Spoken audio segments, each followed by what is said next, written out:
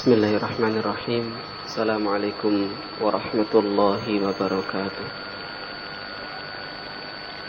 Alhamdulillahirabbil alamin wal aqibatu lil muttaqin wala udwana illa 'alal zalimin. Asyhadu an la ilaha illallah wahdahu la syarika lah wa asyhadu anna Muhammadan 'abduhu wa rasuluh. Allahumma shalli wa sallim wa barik ala nabiyyina Muhammad wa ala alihi wa ashabihi ajma'in, amma ba'd. Bapak-bapak hadirin jemaah yang dimuliakan oleh Allah Subhanahu wa taala. Alhamdulillah, kita bersyukur kepada Allah sampai saat ini diberi oleh Allah hidayah, diberi oleh Allah rahmat, diberi oleh Allah kesehatan, digerakkan hati kita untuk menuju masjid Allah Subhanahu wa taala ini. Kita lanjutkan kajian fikih kita. Kemarin kita mulai sedikit tentang hak suami atas istri. Kita lanjutkan di antara hak suami terhadap istri. Hak suami terhadap istri berarti kewajiban istri adalah adamu idkhali man yakrah az-zawj. Tidak boleh seorang istri itu memasukkan ke dalam rumah suami itu orang yang tidak disukai oleh suami, baik perempuan atau laki-laki. Apalagi laki-laki, kalau tidak ada suaminya jelas potensi untuk berdosa itu luar biasa banyaknya.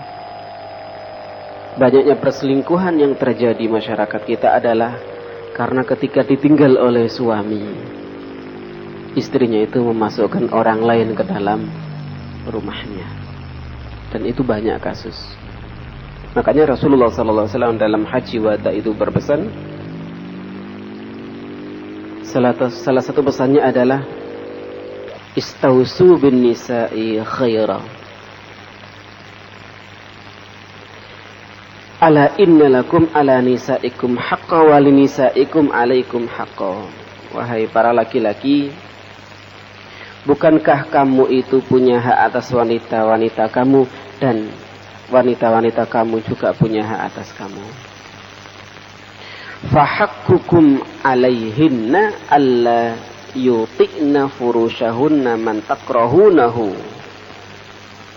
Hak kalian wahai laki-laki atas perempuan adalah hendaknya wanita itu tidak memasukkan orang yang dibenci oleh suaminya. Ala wa haqquhunna 'alaikum an tuhsinu ilaihinna fi kiswatihinna wa ta'amihinna. Sementara hak istri atas kalian adalah berbuat baik, berbuat hasan, muamalah yang baik terhadap wanita dalam hal pakaian, dalam hal makanan. Artinya memberi pakaian, memberi makanan dengan cara yang baik. Itu di antara hak suami atas istri. Hak yang selanjutnya adalah khidmatul mar'ati zawjiha, yaitu istri membantu suami. Asasul alaqati baina az-zawj wa zawjatihi hiya al-musawa baina ar-rajuli wal mar'a fil huquqi wal wajibat. Asas hubungan suami istri adalah kebersamaan di dalam hak dan kewajiban.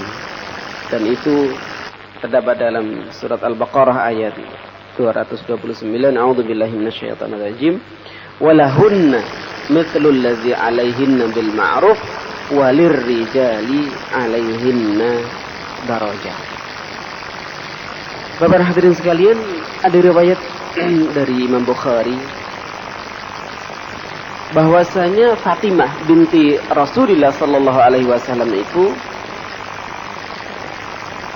mengerjakan seluruh pekerjaan rumah, dari membuat adonan, ya, memasaknya, bahkan menumbuk untuk menjadi tepung, itu dilakukan oleh Fatimah. Suatu saat Fatimah mengadu kepada Rasulullah sallallahu alaihi wasallam, tangannya menjadi kasar dan seterusnya, wa tas'alu khadimah.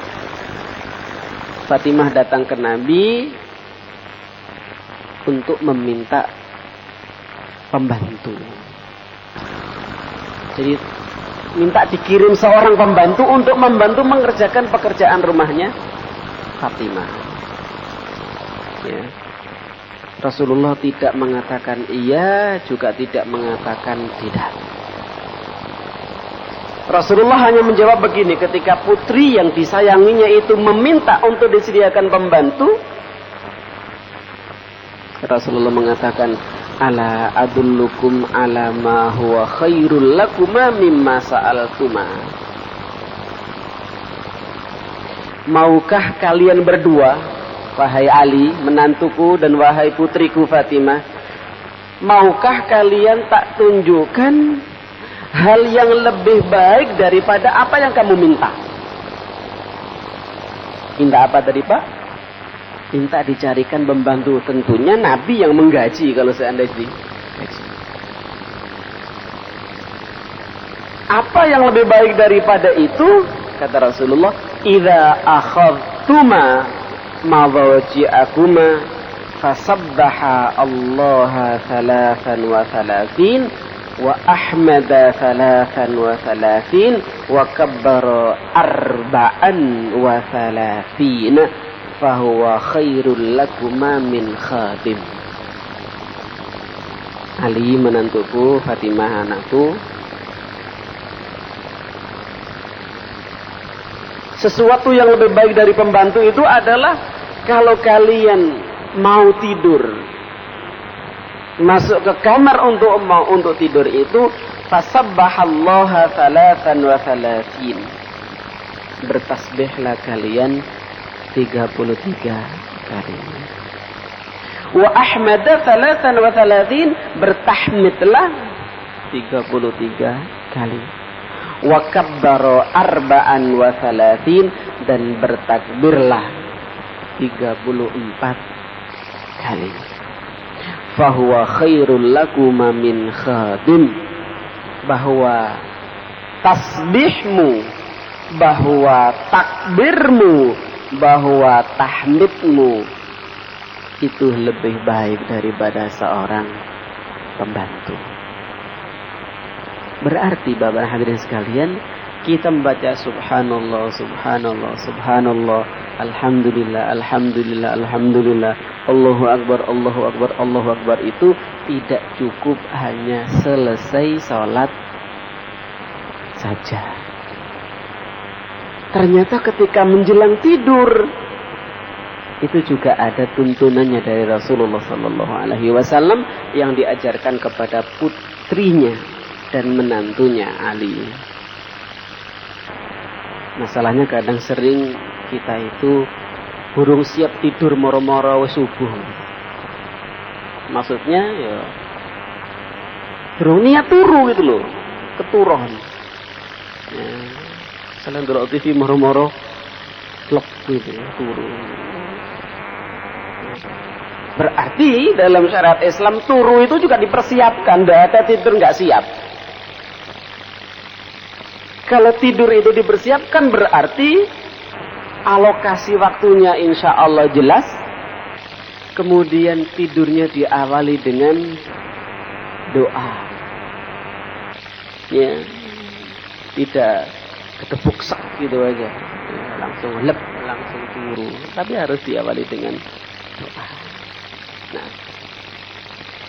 Asma binti Abi Bakar juga pernah mengatakan, kuntu akhdimu Zubair khidmatal bait kullahu.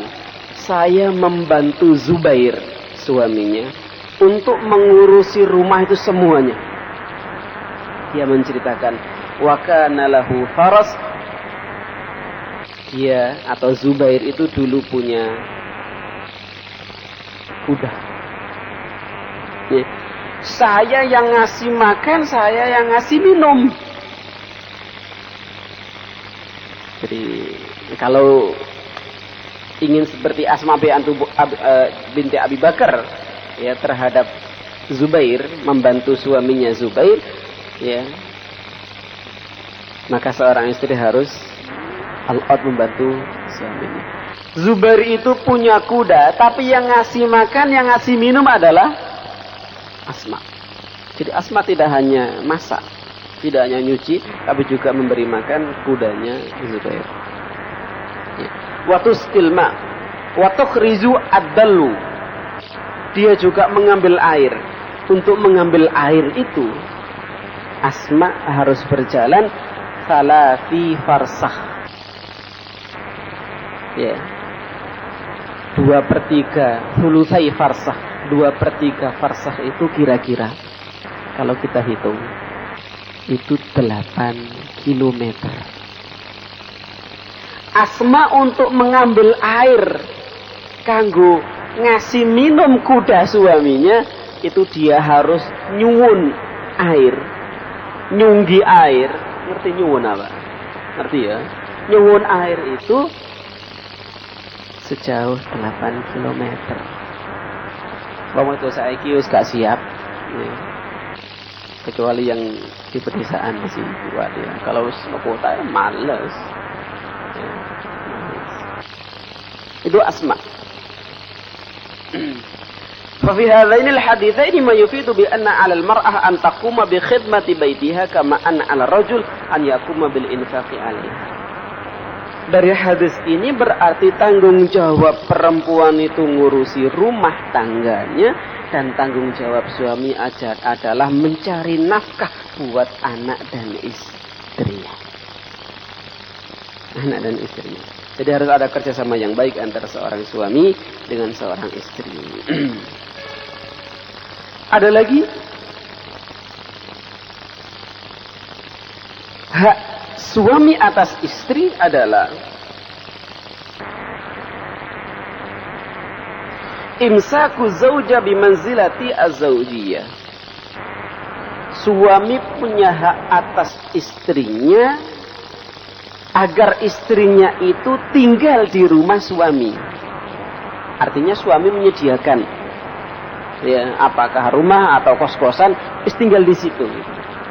Itu suami punya hak untuk no kene wae, kos no kene wae, dan seterusnya.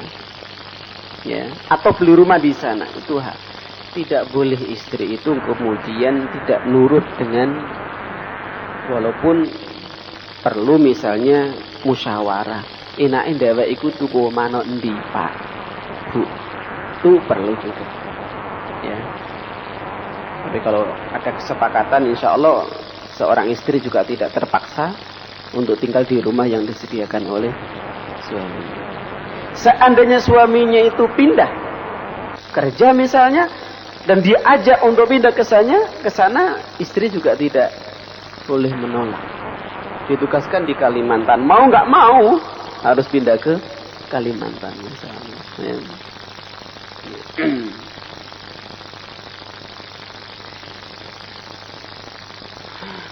Oke, itu diantara hak seorang. Oh ya, terakhir adalah hak seorang laki-laki atas istrinya adalah tazyinul mar'ah atau tazayyunul mar'ah li zawjiha. Hendaklah seorang istri itu berdandan maca untuk suaminya. Kebanyakan di masyarakat kita, istri-istri itu maca untuk orang lain. Pas kondangan maca. Ya, pas arisan maca. Tapi ketika ada suaminya, ya, sedino kak atus peluas. Pakaian sing paling welek sing dipakai. Ini kebiasaan masyarakat. Jadi itu perlu dirubah. Jadi mestinya seorang istri ketika suaminya di rumah itu dia harus tampil semenawan mungkin. Dia harus dandan secantik mungkin. Dan itu ada dipraktikkan oleh keluarga Rasulullah SAW. Aisyah menceritakan bahwa istri-istri Rasulullah itu kalau Rasulullah pas di situ itu luar biasa dandanannya. Jadi memang kecantikan istri akan dinikmati oleh suaminya. Jangan sampai ya, kecantikan istri hanya dinikmati oleh orang lain. Kalau pas mau kondangan, wah jan muaca ayo kayak tuhur sampai mari asar. Ditempeli opo wae. Tapi ketika ada suaminya, subhanallah. Ya, nah itu jangan sampai. Baik. Kita bahas sedikit masalah yang mungkin menurut saya penting ya di dalam masyarakat ini sekarang, yaitu tentang tabarruj. Tabarruj. Apa itu Pak tabarruj? Tabarruj itu secara bahasa berasal dari wa asluhu al-khuruju minal buruj wa huwal qasr.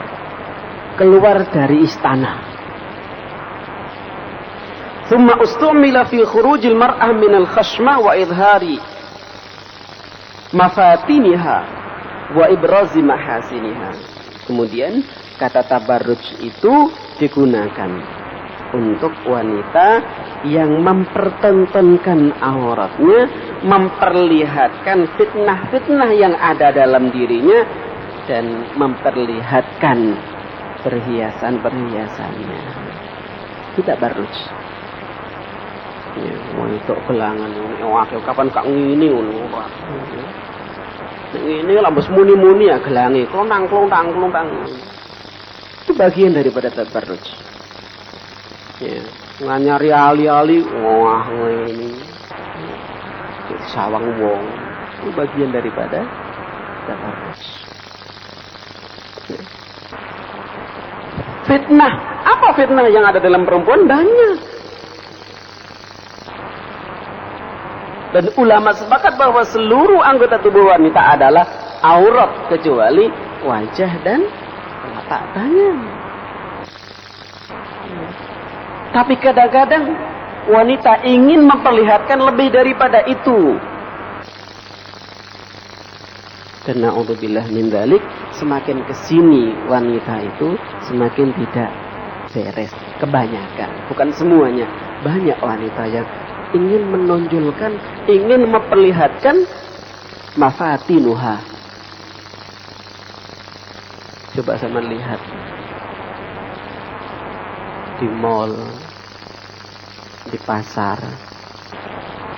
di televisi, iklan-iklan, rata-rata mempertontonkan auratnya. Semakin kecil pakaian dipakai, itu semakin mahal kontraannya, Pak. Ya. Padahal yang membedakan antara manusia dengan binatang itu adalah pakaian.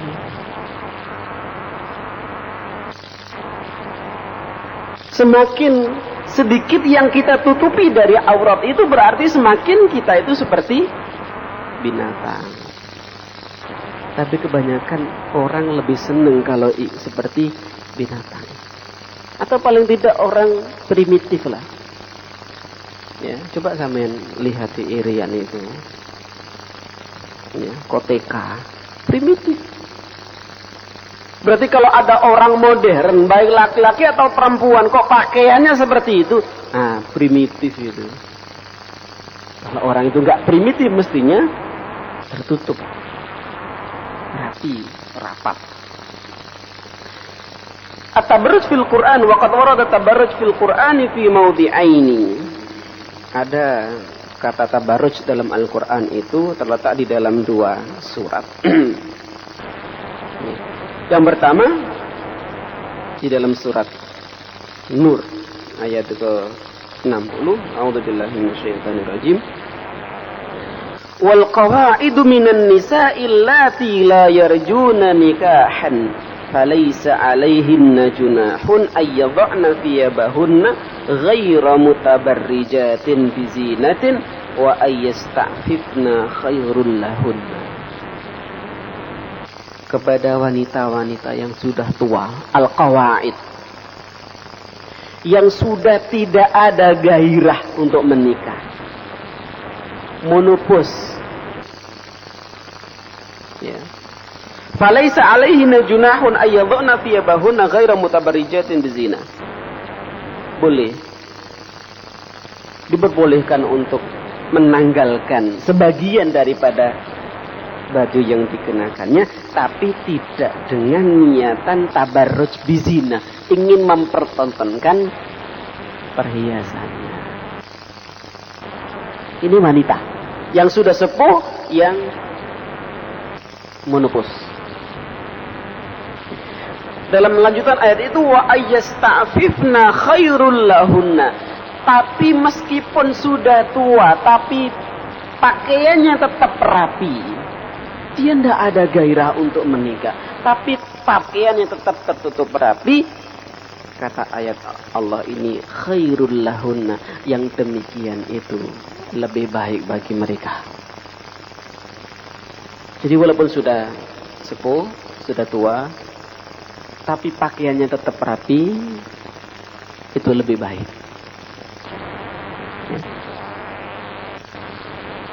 Itu yang pertama. Ayat yang kedua di dalam surat Al-Ahzab, ayat ke-33.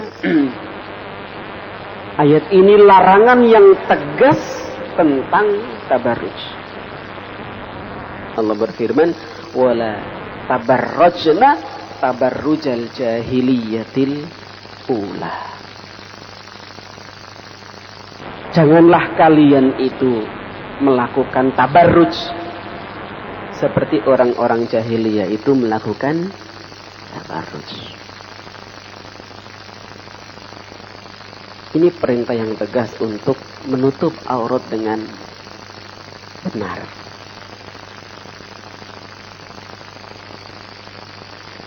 Inna ahamma ma yatamayyazu bihil insanu 'anil hayawan ittikhadul malabis wa adawatiz zina. Ya. Jadi yang membedakan antara orang dan hayawan adalah mengenakan pakaian dan mengenakan perhiasan. Yaqulullahu ta'ala, ya bani adama qad anzalna 'alaikum libasa yuwari sawatikum wa risha wa libasu taqwa dzalika khair dzalika min ayatillahi la'allahum yadhakkarun. Wahai bani Adam, sesungguhnya kami, kata Allah, telah menurunkan buat kalian libas, pakaian, baju, yuwari sawatikum, baju dan pakaian itu untuk menutupi aurat kalian. Di samping untuk menutupi aurat, warisha, baju dan pakaian itu bisa digunakan sebagai zinah, perhiasan. Walibasut taqwa dzalika khair, dan baju ketakwaan itu lebih baik. Artinya kalau orang itu punya rasa takwa, pasti pakaiannya itu adalah pakaian yang sesuai dengan yang dikehendaki oleh Allah. Kalau orang itu punya baju takwa itu bukan yang kerahnya bunder ini ki, Pak yo. Itulah istilah menungso. Itu baju takwa. Nah, dari baju takwa itu libasu takwa. Maksudnya bukan baju takwa seperti ini ayat ini ya. Berarti sing nono kerah iku lah gak baju takwa iku. Maksudnya kalau ada orang kalau orang itu punya ketakwaan, insya Allah dia itu rapi di dalam berpakaian. Insya Allah auratnya tertutup. Dzalika min ayatillah la'allahum yadhakkarun. Wal malabisu wazinatu huma madharani min madahiril madinah wal hadara. Madaniyah wal hadara. Pakaian dan baju itu adalah cermin bahwa masyarakat itu adalah masyarakat madani, bahwa masyarakat itu adalah masyarakat yang berbudaya. Watajarat anhuma innama huwa rabdatun ilal hayawaniyah. Tapi kalau nggak berpakaian, berarti mereka itu kembali kepada kebinatangan. Wa audatu ilal hayati al-budaiyah, dan mereka itu kembali kepada kehidupan primitif. Ya. Jadi tolong anak-anak kita jangan dibiasakan dengan pakaian-pakaian yang ketat. Jangan dibiasakan anak-anak kita dengan pakaian-pakaian yang mini.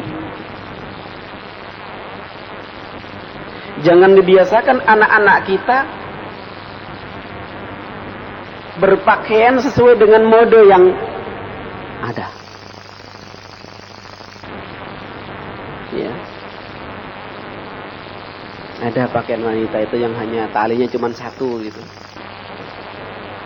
Sekarang sudah nggak pakai tali, nyangkut gitu aja. Na'udzubillah. Ya. Dan yang lebih dari itu juga banyak. Ya. Kalau ada acara Miss Universe, pemilihan Ratu Sejagat, itu apa yang dinilai? Apa yang dinilai? Ukuran betisnya dinilai iki betis iki betis bal-balan dah, betis opo gitu ya. Diukur. Semua badannya itu diukur. Kemudian ada acara pakaian pakai swim. Ibu bahasa apa itu swim? Pokok pakaian baju renang. Apa yang diinginkan? Kemudian disisipi masalah-masalah sosial. Itu sisipan. Bukan itu inti daripada acara itu. Inti daripada itu adalah acara membuka aurat wanita. Na'udzubillah kalau kemudian ada orang Islam yang ikut-ikut seperti itu. Dan itu adalah proyeknya orang-orang kafir. Itu proyeknya orang kafir.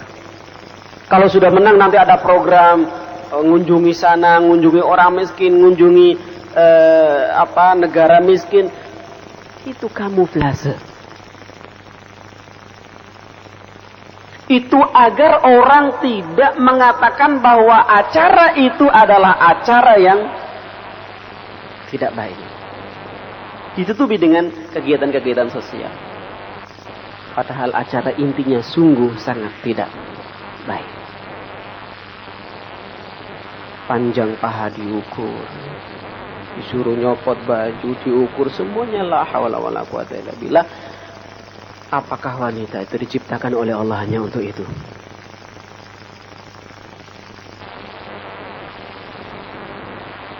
Kalau menang dapat sanjungan, tapi mendapat kebencian dari Allah. Yang jadi masalah gitu ada yang bela. Sing bela ya wong Islam, kiai lagi.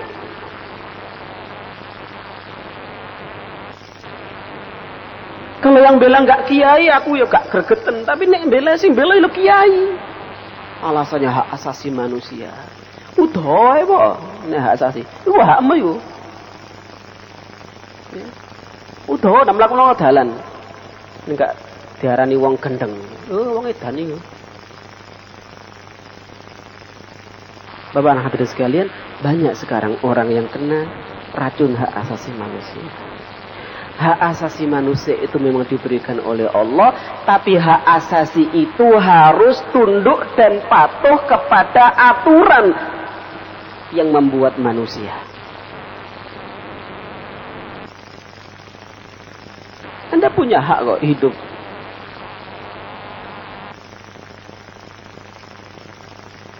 Anda punya hak berpakaian sakarepmu, tapi hak-hak seperti itu harus di bawah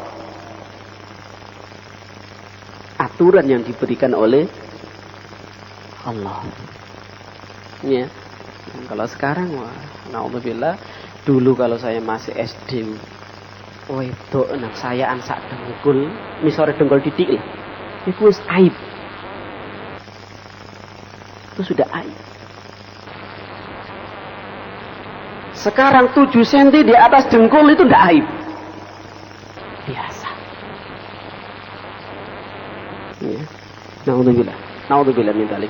Padahal itu adalah pemicu pemerkosaan, pemicu perzinaan, pemicu kerusakan negeri ini. Kalau ada yang diperkosa, kalau ada yang dizinai, kalau ada hamil di luar nikah, pemicunya adalah pakaian wanita yang seronok itu. Tapi kadang ada saja alasannya, terutama bintang-bintang film. Alasannya tuntutan skenario. Berarti skenarionya sutradara itu mengalahkan skenarionya Allah. Gak mangan tane kapan gak dadi ngono. Allah itu sudah menjamin rezeki kita.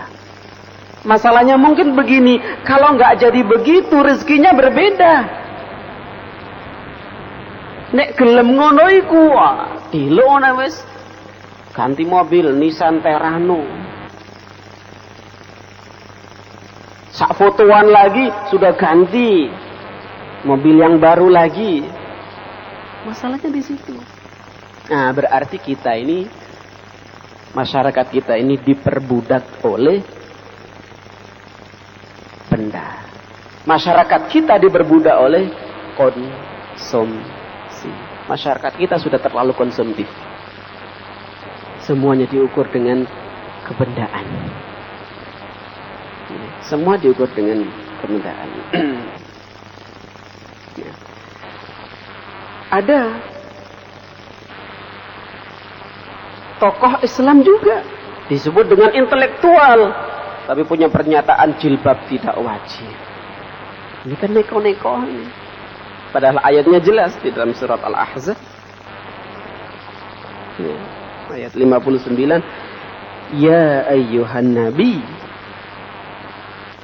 qul li azwajika wa banatika wa nisa'il mu'minina yudnina 'alaihinna min jalabibihinna.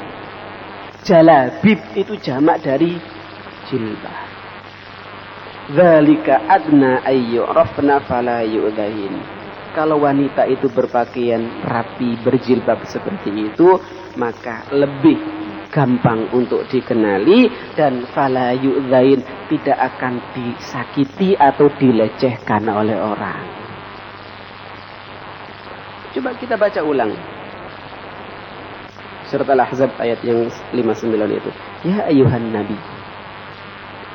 Betul, awal ayat ini yang dikhitab, yang diajak ngomong adalah nabi, yang dipanggil nabi. Tapi coba redaksi berikutnya, ya ayuhan nabi, qul li azwajika. Nabi, katakan kepada istri-istri kamu.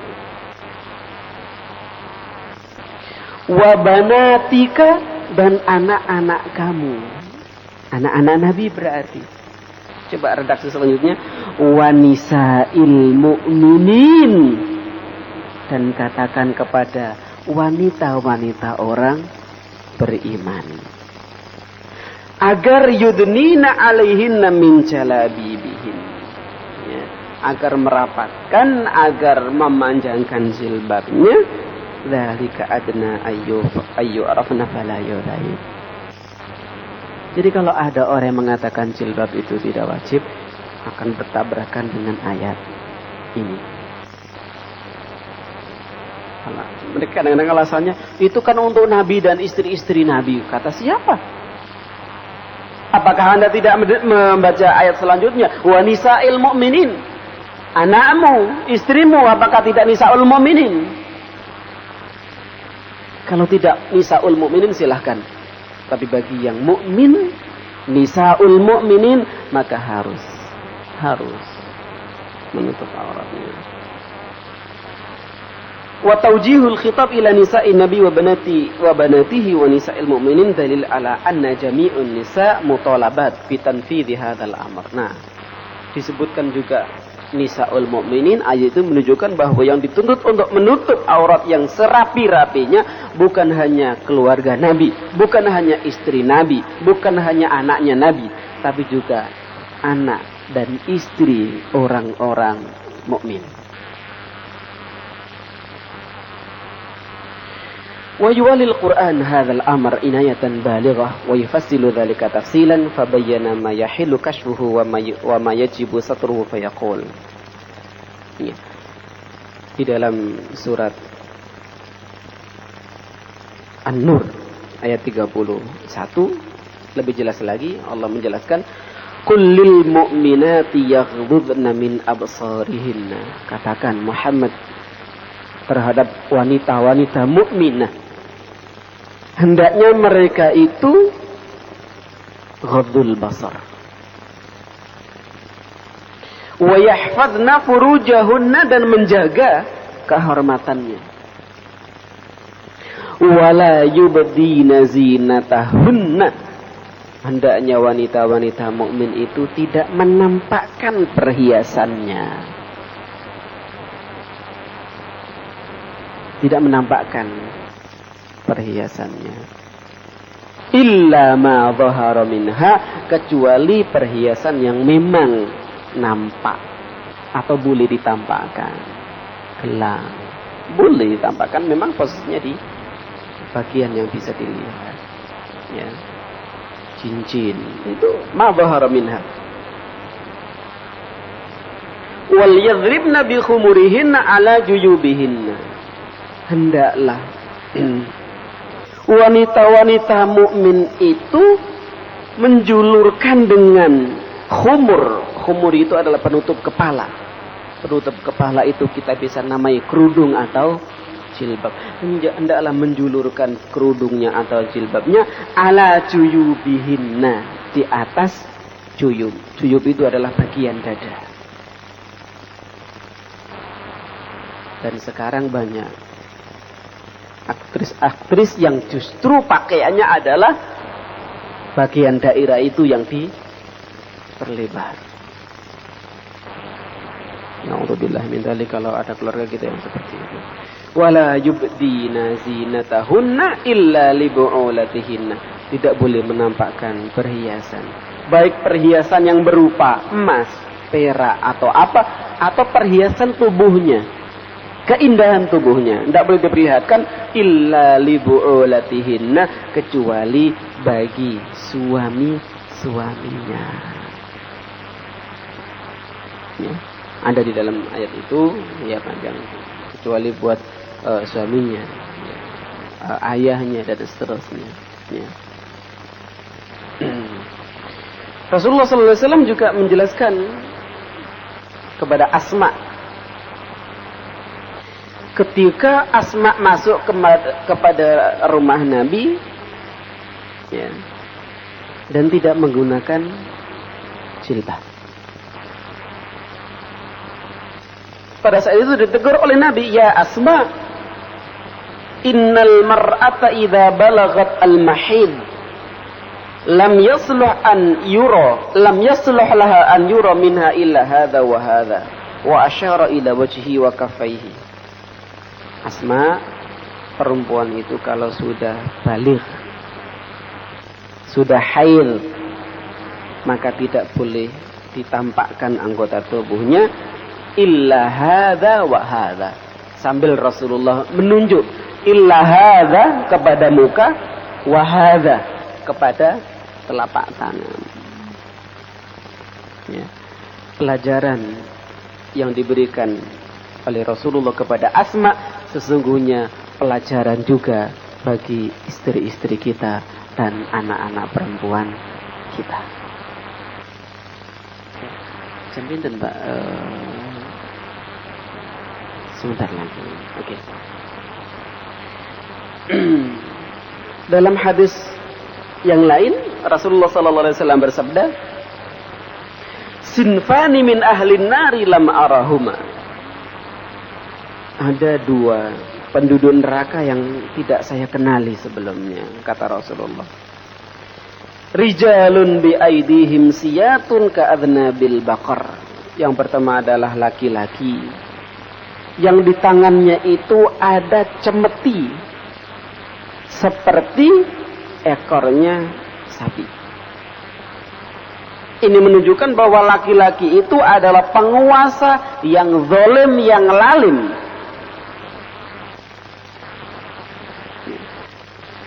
Wa nisaun kasiyatun ariyat. Yang kedua adalah wanita yang berpakaian tapi telanjang. Sekarang banyak kalau Jumat atau Minggu ada senam ibu-ibu. Sesungguhnya tidak masalah, ibu-ibu itu juga butuh kesehatan. Ibu-ibu itu juga butuh kebugaran. Anak-anak perempuan itu juga butuh kesehatan. Tapi pakaiannya pusing, gak ngono loh. Ya. Kasiyatun ariyat, pakaian tapi seakan-akan telanjang. Kenapa? Oh, ngeplek semuanya kok.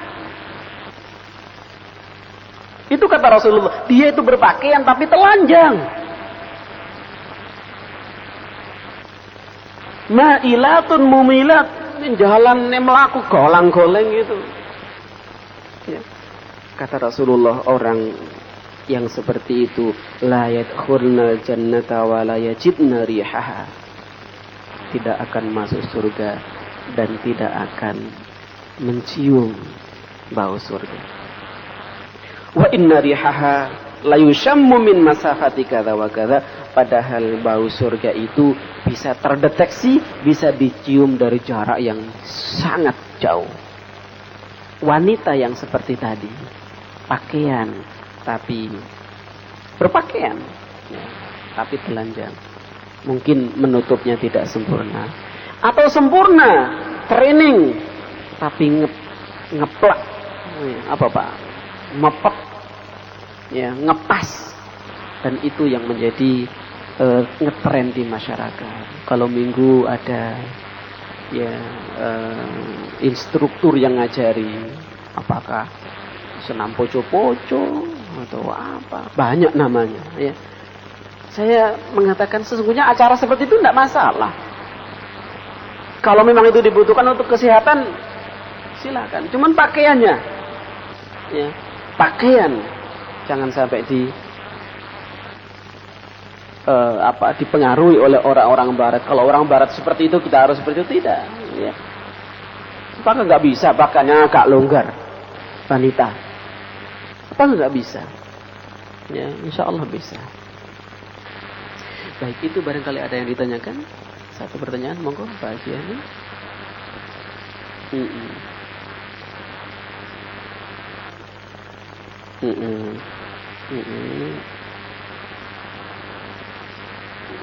Iya. Baik. Memang ada yang mengatakan bahwa suara wanita adalah aurat.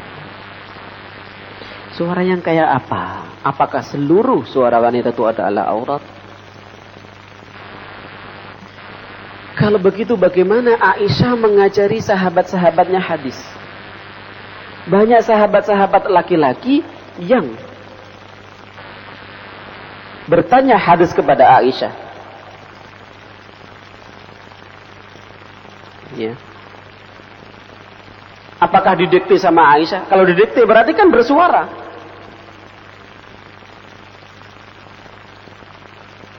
Makanya apa kata Allah di dalam Al-Quran itu? Ya. Wa in sa'altumuhunna fas'aluhunna min wara'i hijab. Kalau kalian itu bertanya kepada seorang wanita, dan dalam hal itu kasusnya adalah istri Nabi yang ditanya, was'aluhunna min wara'i hijab, tanyalah dari balik hijab. Berarti kan bersuara. Dari balik hijab dengan isyarat masuk ngerti. Ngono hijab ya. Bisa. Ya. Nah, jadi suara wanita aurat itu adalah suara-suara yang tidak wajar. Ya, suara-suara yang tidak wajar itu kalau bahasa Surabaya ya endel, kenyang, apalagi kemayu, nah itu suara-suara yang tidak wajar. Terus kenapa kok dalam sholat itu wanita nggak boleh subhanallah, sementara laki-laki boleh subhanallah? Ingat, bahwasanya dalam sholat itu konsentrasi dan kekhusyuan itu sangat dibutuhkan. Jangan sampai dalam sholat kita terganggu, tidak konsentrasi, tidak khusyuk gara-gara ada wanita yang bilang subhanallah. Gue sing dilingno suarane sapa rek nyaringi rek. Akhirnya gak konsentrasi sholatnya. Ya. Nah, gitu. Jadi kalau mutlak semuanya adalah aurat, saya kurang setuju karena Aisyah ternyata meriwayatkan hadis kepada banyak sahabat. Ya. Cukup nggih? Saya akhiri dengan doa kafaratul majlis. Subhanakallahumma wa bihamdika asyhadu an la ilaha illa anta astaghfiruka wa atubu ilaik. Assalamualaikum warahmatullahi wabarakatuh.